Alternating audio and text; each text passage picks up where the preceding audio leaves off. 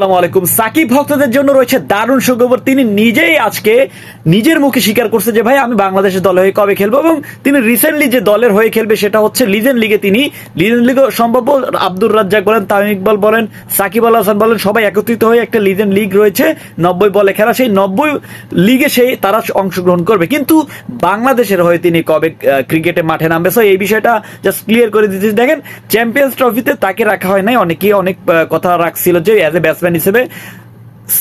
Batsman হিসেবে তাকে রাখা যাইতো কিনা। ভাই আমি একটু কমেন্ট করে জানাই দেন। আমি ব্যক্তিগতভাবে তাকে অ্যাজ এ ব্যাটসম্যান হিসেবে অবশ্যই রাখা যাইতো। শেষে আপনার একটু এক্সপিরিয়েন্স গ্যাদার করা যাইতো, এক্সপিরিয়েন্স শেয়ার করা যাইতো। সো সবকিছু মিলিয়ে তাকে না রাখার আমি কোনো সম্ভাবনায় না দেখি ভাই। অবশ্যই তাকে রাখা উচিত ছিল। পারভেজ হোসেন ইমনকে না রাখা ওরে রাখলেও ভালো হইতো ভাই, সত্যি কথা যেটা। আর প্রথমত আপনি একটা জিনিস খেয়াল করেন, এই বিপিএল নিয়ে অলরেডি আজকে দেব চৌধুরীর যিনি সাংবাদিক, আপনারা সবাই কম বেশি তাকে চিনে, তিনি ইসলাম ধর্ম গ্রহণ করেছেন, যেটা কিনা তার জন্য খুবই হয়তো বা ভালো হবে। তো এখন কথা হচ্ছে ভাই, এই বিপিএল এর মান নিয়ে অলরেডি তামিম ইকবাল বলে দিচ্ছে যে ভাই 4-5-6টা দল নিয়ে করেন, সেটাও ভালো, আসলেই ভালো। তার কথা আমি আসলে এগ্রি করি। আপনি এগ্রি করেন কিনা প্লিজ অবশ্যই কমেন্ট করে জানাই দেন।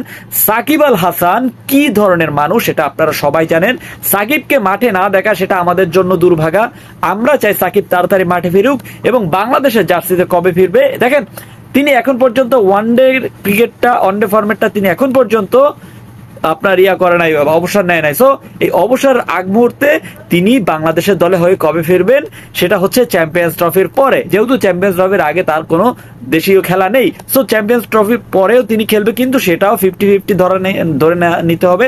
কেননা এখন পর্যন্ত কোনো ধরনের সিগন্যাল আসে না যে সাকিব আল হাসান দলের হয়ে বাংলাদেশে এসে খেলতে পারবে কিনা। কিন্তু আমি ব্যক্তিগত চাই ভাই, তার ব্যক্তিগত জীবন বাদ দেন, তিনি কি করছিলেন গত কয়েক মাসে সেটাও বাদ দেন, তাকে একটু খেলতে দেওয়া উচিত ভাই।